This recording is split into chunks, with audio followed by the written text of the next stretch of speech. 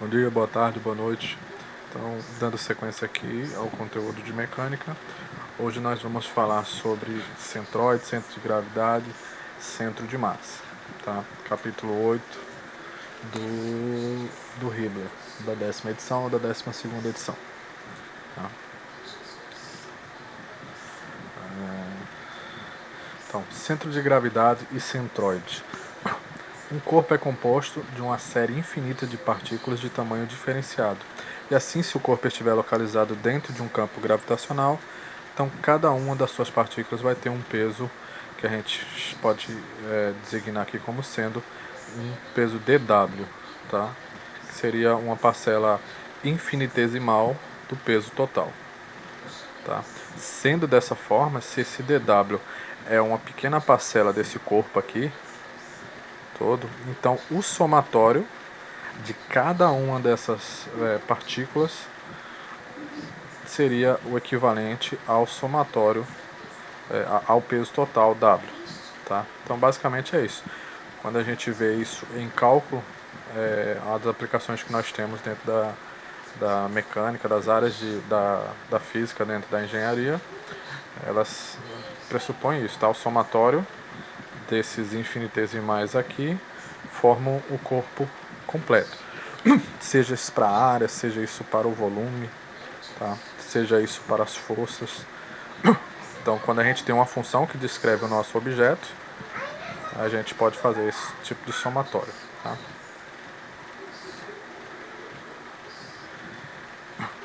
Esses pesos formarão um sistema de forças aproximadamente paralelas, e a resultante desse sistema é o peso total do corpo, como eu tinha dito, né, que passa por um único ponto chamado centro de gravidade. Tá? Aqui está demarcado aqui o ponto G. Tá? Usando os métodos esboçados na seção 8.4, o peso do corpo é a soma do peso de todas as partículas, ou seja, o somatório, a força resultante, é o somatório das forças. Tá? Então, W é o somatório, é a integral de dW. Tá? Então, nenhuma novidade, né?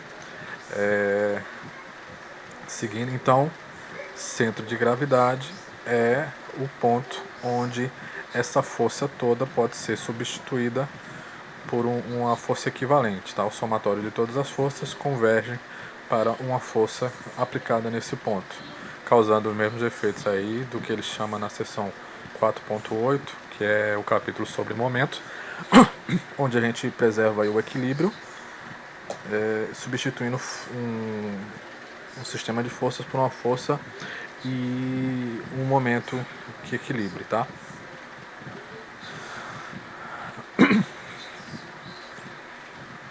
Então, a localização do centro de gravidade medido a partir do eixo Y é determinada igualando-se o momento de W em relação a esse mesmo eixo. Se dW estiver localizado no ponto x, y, z, então nós temos as seguintes expressões derivadas aqui, tá? Nós temos que o x do centroide ou do centro de gravidade vai ser um x, que chama de x barra, vezes a integral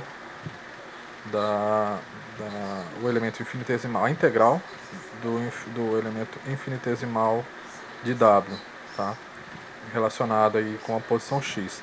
Para o y, nós temos a mesma situação relacionada com o ponto y, e para o z a mesma coisa, isso em 3 dimensões. Tá? Então a gente vai ter que encontrar esse dw e esse x, esse dw e esse y, esse dw e esse z, e fazer a integral desta função. Tá? Para o centro de massa vai ser o mesmo princípio, porém agora a gente vai estar falando sobre massa, tá? A massa do corpo. Enquanto que centroide a gente está falando, por exemplo, da geometria do corpo, tá? E centro de gravidade quando nós temos imposto sobre eles aí uma variação da gravidade.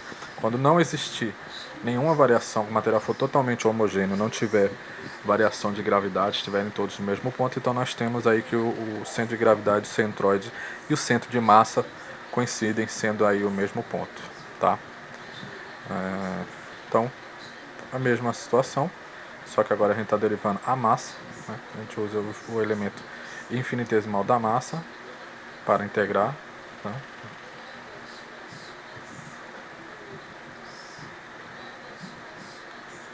O volume, mesmo princípio, só que agora a gente utiliza um elemento infinitesimal de volume, tá? E nós fazemos a integral desse elemento em relação ao volume, ou seja, a gente tem uma integral tripla aqui, tá? Se um corpo é feito de um material homogêneo, então sua densidade, que a gente chama de ρ aqui, será constante. Portanto, o elemento diferencial de volume dV tem uma massa dm, que é igual a ρ dV. Substituindo essa massa nas equações e cancelando ρ, obtemos as fórmulas que localizam o centroide C, o centro geométrico do corpo. Tá? Percebam que a formação dessas expressões são iguais, né? Partindo de mesmo princípio, né? Muda aí a ordem de grandeza, né? O número de dimensões. Centroide de uma área. Se uma área se encontra num plano x e y, e estiver contornada por uma curva f de x, né? Então, lembrando novamente aí os cálculos da vida, como mostra a figura, então seu centroide estará nesse plano e pode ser determinado a partir das integrais. Então, quando eu tiver o centroide de uma área, eu vou encontrar a partir da expressão aqui do x dA sobre dA, tá? Integral dessas duas expressões. E o y a mesma coisa, tá? Portanto, quando eu tiver uma situação dessa, o que eu preciso encontrar é qual é a área que está aqui pintada em cinza para que eu possa substituir desse dA, tá? Qual é a área diferencial aqui? Então, por exemplo, se eu pegar no sentido, eu vou ter aqui que essa área é y dx. Se eu pegar no outro sentido, eu tenho que essa área é x dy. Ok? Então a gente sempre vai ter uma referência a essa área infinitesimal quando a gente vai estar trabalhando com o elemento de área. Ok?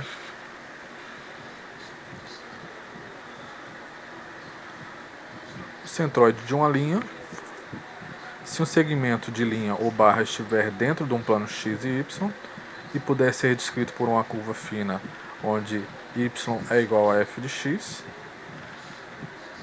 então seu centroide é determinado a partir de x dl sobre dl, variando ao longo da linha, tá? Ou y dl sobre dl, variando ao longo da linha.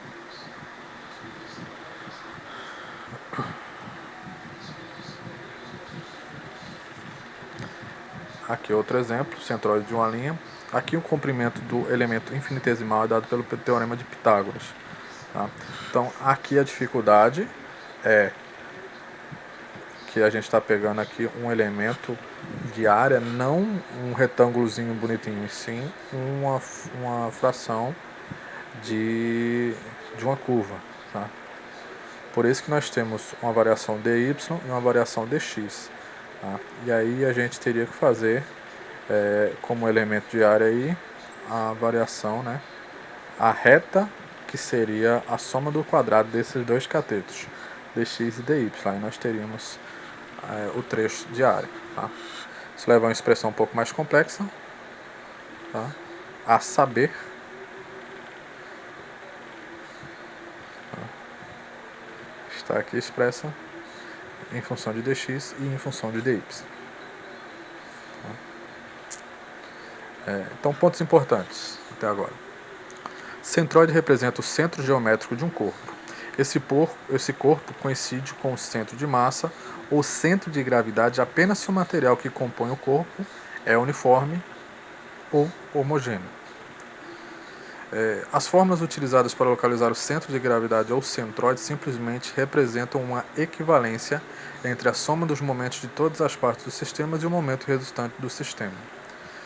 Em alguns casos, o centroide encontra-se em um ponto que não se localiza no objeto, como no caso de um anel, no qual ele está lá no centro.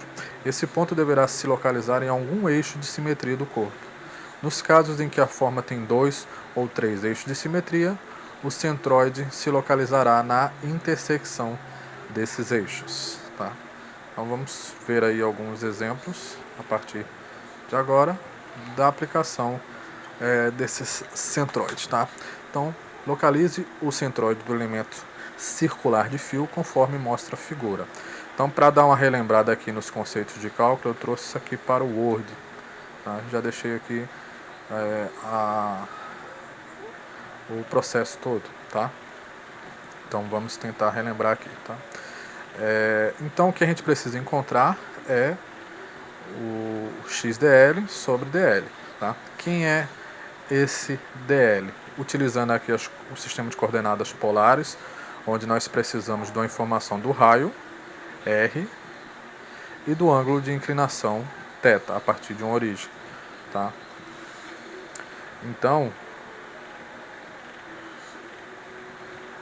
esse ponto aqui do elemento infinitesimal de uma variação dl, né, dado por r vezes a variação do ângulo, né, ou seja, se o ângulo está aqui, o ângulo 1, esse elemento aqui vai ser a diferença entre esse ponto 1 e um novo ponto que é a variação do θ, tá?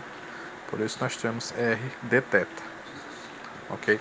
O ponto x desse trecho é dado por r cosseno de θ, tá?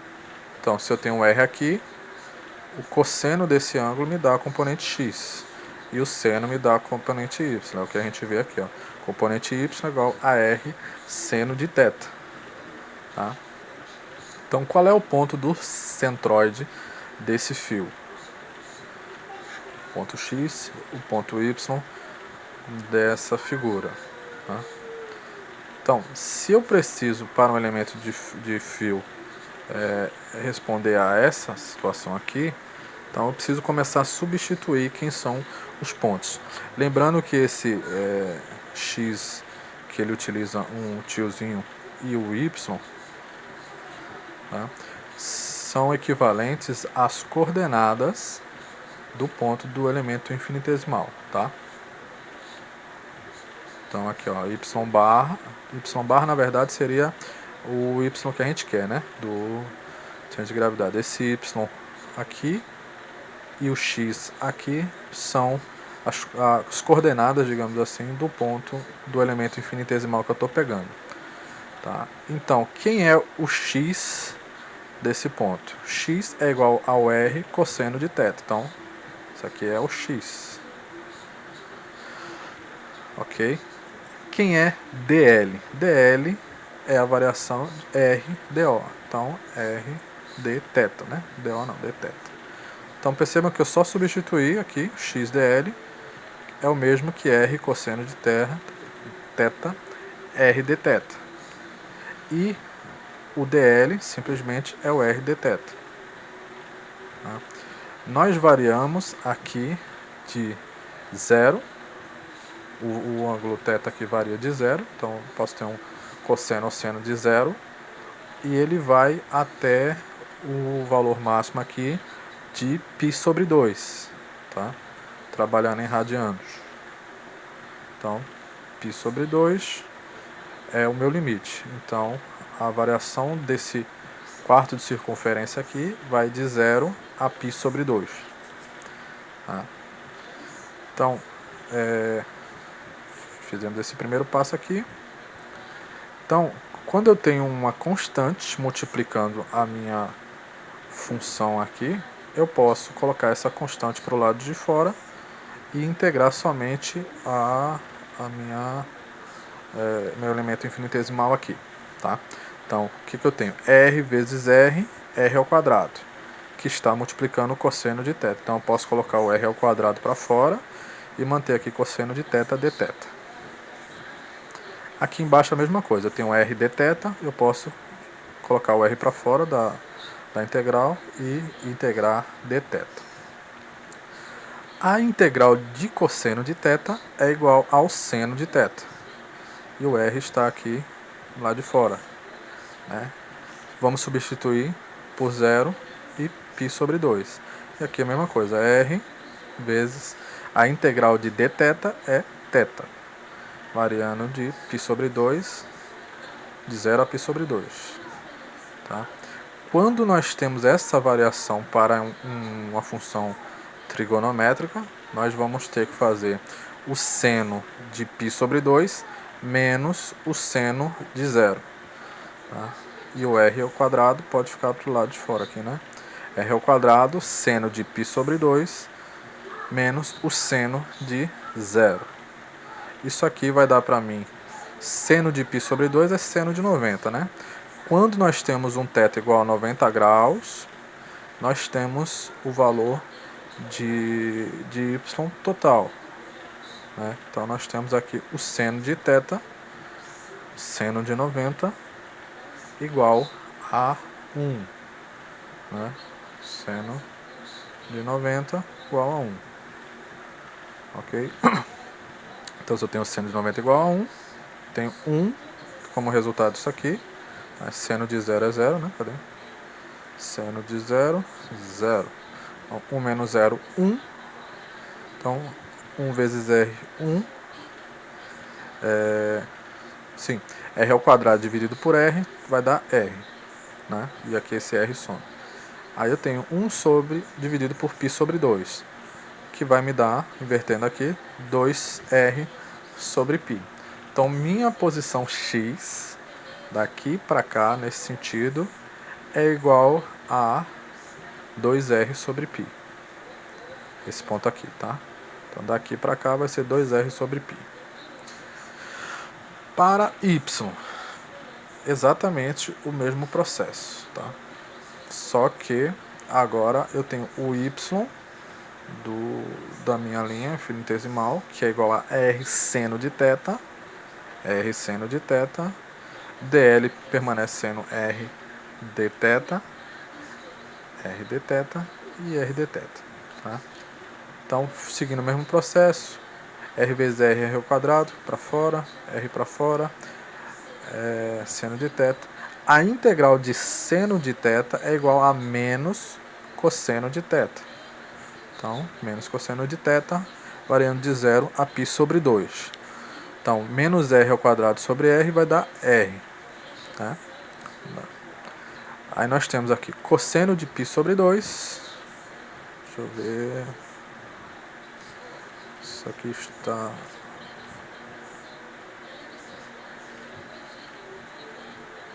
Não faz muita diferença não, mas vamos lá. Então eu tenho cosseno π sobre 2. Cadê o π? Π sobre 2. Dá 0, tá? Cosseno de π sobre 2 dá 0. E cosseno de 0 dá 1.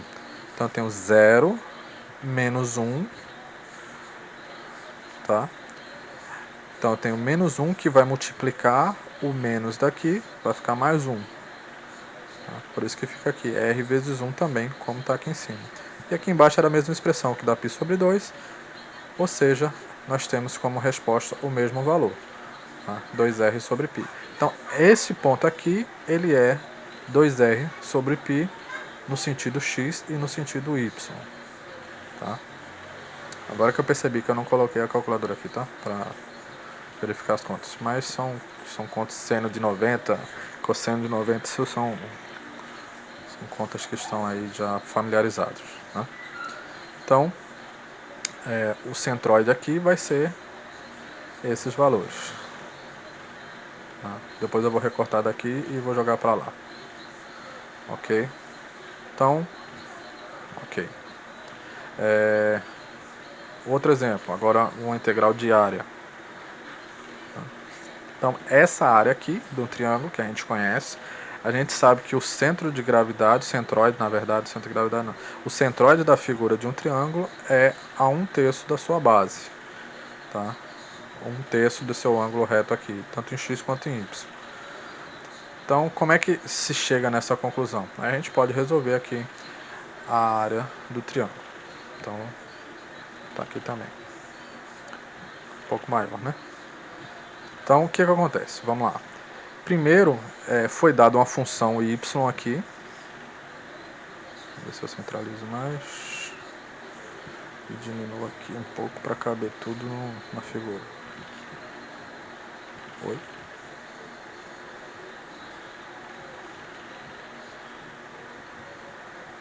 Então, vejam. Foi dada uma função y igual a h sobre b, que multiplica b menos x. Tá? Essa é a função de x desta curva aqui do triângulo. Tá? Percebam que já está na figura aqui um elemento de área, né, que é essa área aqui, desse elemento infinitesimal, é igual a x que multiplica dy. Tá? Então, meu dA é igual a x dy. Posso até colocar aqui.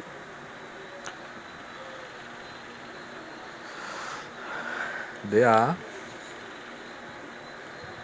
igual x dy.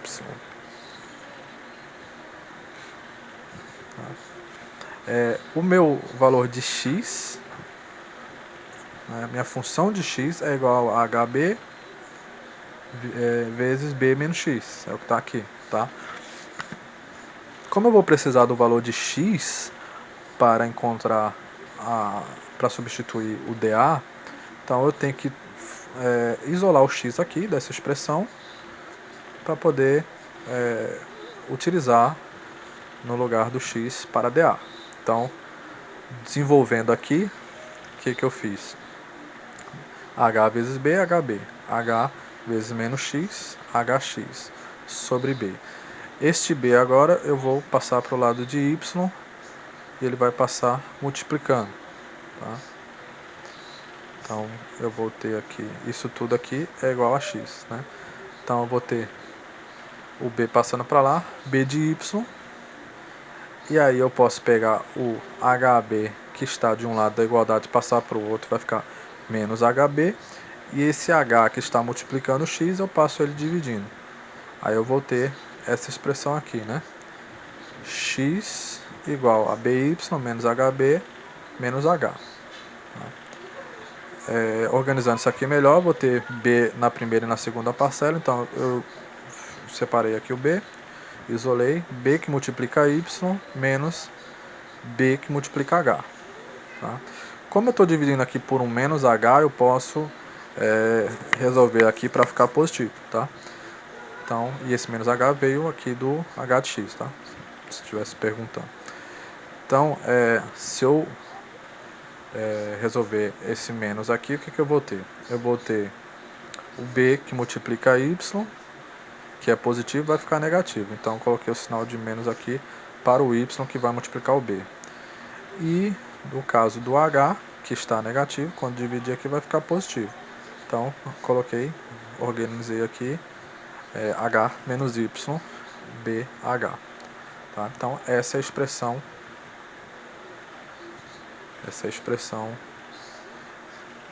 de x. Então, x é igual a isso aqui.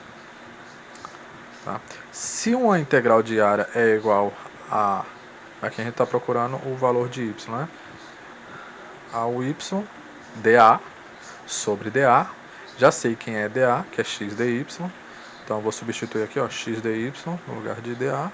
X dy no lugar de dA. A coordenada y para o centro dessa área infinitesimal aqui é y, tá? Então, esse meu y tio aqui vai ficar sendo o y, né, para a expressão. Então, eu vou ter y, vai manter esse y,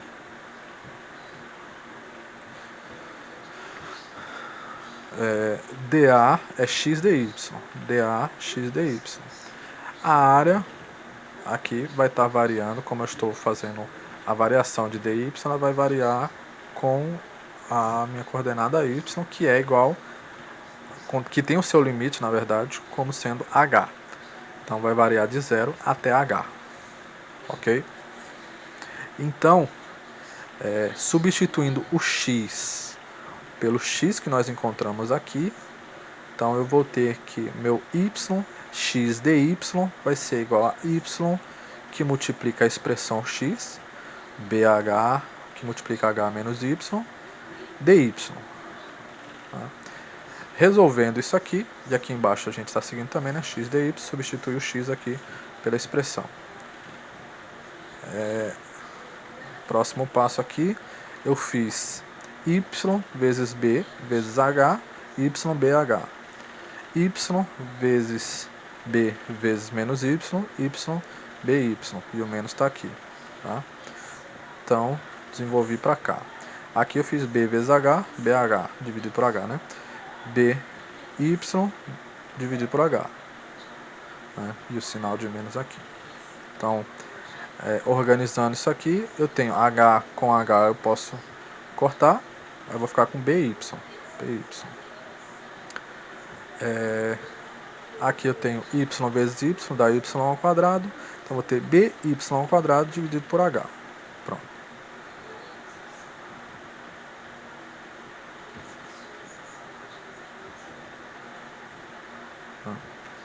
E aqui embaixo eu tinha bh sobre h, corta h com h, fico com b. by sobre h, by sobre h. Prosseguindo, eu tenho aqui by dy, que é o primeiro termo aqui, by vezes dy, menos by ao quadrado sobre h, dy. Então, separei aqui as integrais. Né? Quando eu tenho uma integral de uma soma ou de uma subtração, eu posso substituir por duas integrais aí, separando os termos, né? A soma e a subtração. Que é a mesma coisa. Né? B dy, by sobre h dy.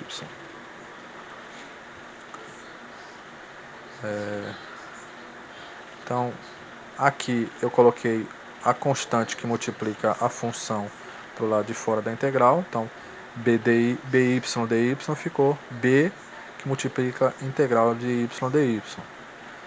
bh que multiplica y ao quadrado dy.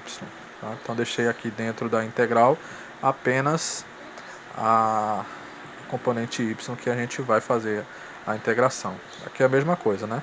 B dy, coloquei o b para fora, mantive o dy. BH, joguei o BH para fora, mantive o y dy. Então chegamos, quando nós integramos aqui, nós temos y dy fica y ao quadrado sobre 2, ficando b ali. Y ao quadrado fica y ao cubo sobre 3, vezes o BH que já tinha, variando de 0 até h. Aqui nós temos b dy, vai ficar by, né? E aqui menos bh, y, vai ficar y ao quadrado, bh sobre 2. Substituindo o y por h nas próximas expressões, nós vamos ter aí bh ao quadrado, bh ao quadrado dividido por 2, bh ao cubo dividido por h sobre 3. Tá? Aqui nós temos bh ao quadrado sobre h sobre 2h, bh ao quadrado sobre 2h, e aqui bh. Tá? E aqui é só destrinchando e resolvendo aos poucos até que nós chegamos à conclusão de que, de fato, o meu centroide da área a partir do eixo x aí, ou seja, contando minha distância y, é igual a h sobre 3, ou seja, 1/3 da minha altura, que é o que a gente já sabia aí, só a confirmação através das expressões das integrais. Tá? Então, quando eu tiver alguma situação nesse sentido aí, eu tiver uma área, uma função dessa área, eu posso encontrar o centro de gravidade, centro de aplicação da força, ou o centro de algum sistema a partir dessa analogia, tá?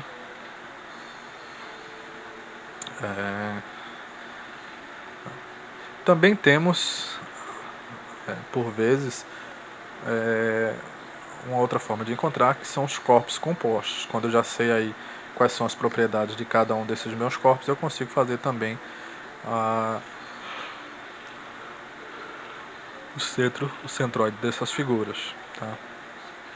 Então eu preciso encontrar os componentes x, y e z dos corpos quando nós temos aí em 3 dimensões, né? Um corpo composto consiste em um conjunto de corpos de formatos mais simples, e pode ser retangulares, triangulares, semicirculares e tal. Como podemos considerar um número finito de peso, obtemos as fórmulas semelhantes às equações que nós já vimos, reescrevendo as fórmulas da seguinte forma, tá? Onde x barra, y barra e z barra representam as coordenadas do centro de gravidade G do corpo composto. X tio, y tio e z tio representam as coordenadas do centro de gravidade de cada parte que constitui o corpo, né? E somatório de W é a soma dos pesos de todas as partes. Então, aqui nós temos uma figura de um fio, tá? Eu trouxe para cá também.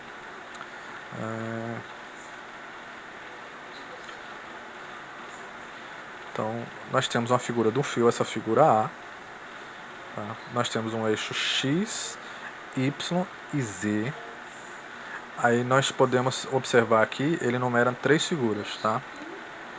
A figura 1, que seria essa componente aqui, que é uma metade de um círculo, né? Meia circunferência. Tá? Com um raio de 60 milímetros. Então, essa medida aqui num ponto médio, ela descreve o comportamento desse trecho do fio, tá? Então ele tem aí um raio de 60 milímetros. A figura 2 é esse fiozinho aqui que está no eixo Y e tem 40 milímetros. E a figura 3 é esse trecho reto aqui de 20 milímetros que está no eixo Z. Tá? Então como é que a gente faz para resolver corpos compostos? Nós separamos em segmentos 1, 2 e 3, tá? Pegamos a medida comum, tá? No caso do fio é o comprimento, no caso de uma área seria a própria área, o volume seria o volume, tá? Então o segmento 1 ele tem como comprimento, esse valor de L dele é igual a 60 vezes π. Tá? Então esse trecho todo aqui é 60 π. Tá? Se eu tiver com dúvida, eu posso procurar lá no final dos meus livros, tá? do Hibbeler, 10ª edição, por exemplo, esse daqui, tem lá arco de quarto de circunferência e semicircunferência. Quem é o valor de L? Quem é o comprimento? πr. Tá? Se meu R é 60, então é 60 π. Ok? Volta lá. Aqui não. Aqui. Então eu tenho meu valor de L é 60 π, que dá 188,5. Meu segmento 2, o comprimento dele é 40. E o segmento 3, o comprimento é 20. Tá? Então, segmento 2, 40, segmento 3, 20. Somatório dos lados, ou seja, o comprimento total, é igual a 248,5 milímetros. Pronto, fácil. Aí eu preciso fazer quem é a componente X de cada figura. X seria o ponto médio em X de cada uma das figuras, Y médio de cada figura, Z médio de cada figura. Tá? Então, no segmento 1, qual é a coordenada do ponto médio em X? Então, se meu raio é 60, tá? Então eu abrir esse raio até o x igual a 0, né? Que seria aqui no encontro dos nossos eixos. Então aqui é x igual a 0, tá? Se esse meu segmento passa nesse ponto, Então quer dizer que meu raio de 60 passa nesse ponto. Isso quer dizer que essa distância x daqui, de x igual a 0, até aqui, onde é o ponto médio em x dele, é igual a 60, é igual ao raio. Tá? Então x é igual ao raio. Para o segmento 2, ele está sempre sobre x igual a 0. Tá? Então ele não anda em x. Então eu posso dizer que o x médio dele é igual a 0. A mesma coisa acontece aqui com o segmento 3. O x zero dele é igual, o x médio dele é igual a 0. Para y, na primeira figura, nós temos aqui que encontrar essa distância. Tá? Aí esse valor de y aqui, ele é igual a 2r sobre π. Tá? Então, 2r sobre π. Como ele está aqui para a esquerda de y, então 2r sobre π, 2 vezes 60 dividido por π, 38,20. 38,2, tá?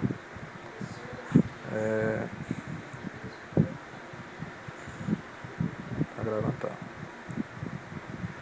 Ok, então minha componente y do segmento 1 menos 38,2, tá?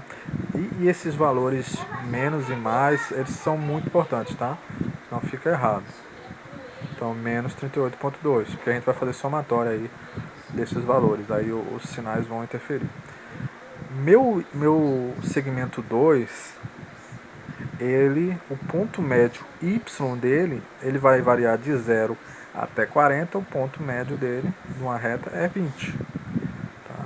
Então, 20 milímetros, positivo de y.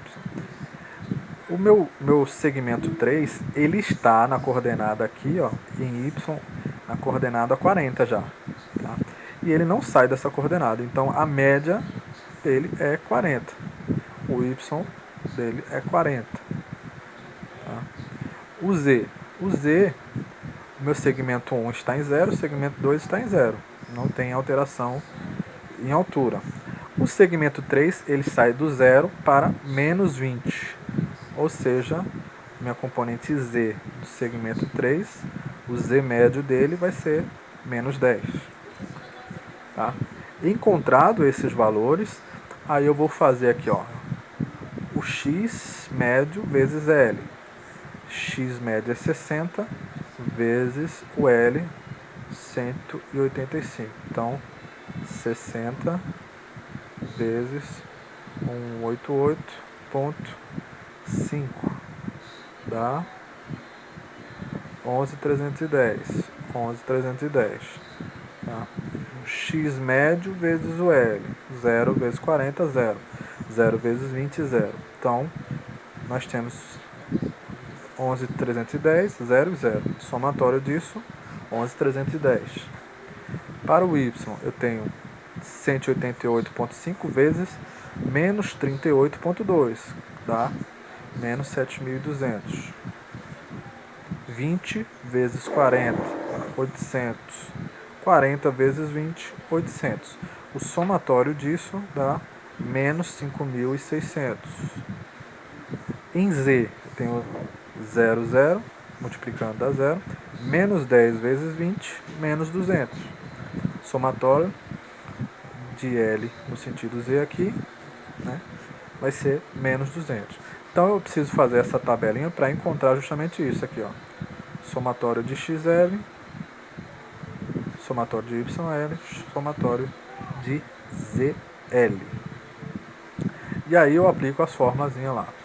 Somatório de XL sobre somatório de L, que foi o primeiro que a gente fez. E aí eu encontro os valores das posições x barra, y barra e z barra, que são as posições para o centro, o centroide dessa figura. Então, em x eu tenho 11.300, que foi o que foi alcançado aqui, somatório disso, dividido por L, que é 248,5. Então, 11.310 dividido por 248,5 dividido por 248,5 dá 45,51. 45,51. 5, né? Então, para y a mesma coisa. Menos 5.600 dividido por 248,5 dá menos 22,5. E em z, menos 200 dividido por 248,5 dá menos 0,805. Então é assim que a gente procede quando nós temos uma figura que eu conheço quais são os seus, as suas formas, né? E é uma figura que é composta por várias formas conhecidas. Então eu posso fazer isso, tá? Mas bem mais fácil, ok? Pronto. Basicamente é o que a gente tem para fazer. Vou deixar no slide uma outra questão aqui, tá? Só para que vocês possam fazer aí qualquer exercício e depois eu vou começar a mandar a lista de materiais para vocês, tá? A partir da semana que vem, a lista de exercícios. Tá? Então aqui o que eu vou ter? Só como explicação aqui geral. Eu tenho uma figura composta por 3 figuras conhecidas, né? Eu tenho aqui um quadrado de 1 por 1, um retângulo de 3 por 2 e um triângulo de 3 por 3. Tá?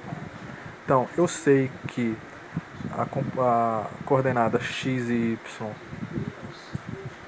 de meu quadrado está aqui na metade de x, na metade de y, do meu retângulo na metade de x e na metade de y, e do meu triângulo a 1/3 em x e 1/3 em y, contado aqui do ângulo reto de 90 graus. Tá? Então, o que eu vou ter que prestar atenção qual é a distância para a minha origem. Vejam onde é que está passando a origem. Tá?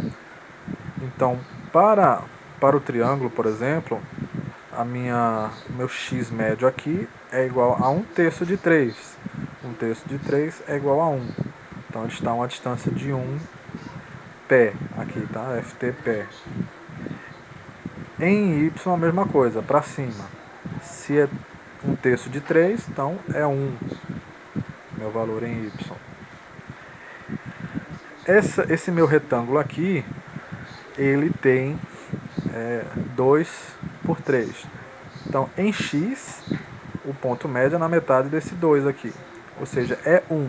Porém, aqui é o x positivo, então essa é a minha coordenada aqui, x til, vai ser igual a menos 1. Tá? E a minha coordenada y vai ser igual a 1,5. Tá? E o meu terceiro componente aqui, a distância, o centro em x dele está no meio desse 1 aqui. Lembrando que a distância que eu preciso é deste ponto até a origem. Então, é 2 mais a metade de 1, 2,5. E em y é meio, tá? Então, essas 3 figuras é só seguir aquele processo, substituindo o L, que era do comprimento, pela área. E o resto é tudo igual, tá? Nesse caso aqui, pelo que eu estou observando, o que foi feito, que é uma outra possibilidade, é o seguinte. Ele considerou isso aqui como um quadrado de 3 por 3, cheio. Depois ele subtraiu apenas esse trechozinho aqui, esse retângulo de 2 por 1. Então ele considerou como elemento 2 um quadrado cheio, 3 por 3, e subtraiu o pequeno retângulo de 2 por 1. Tá? O processo é exatamente o mesmo, só que nós vamos ter uma área negativa aqui. Ok? Tentem fazer e aí mandem para mim o progresso de vocês.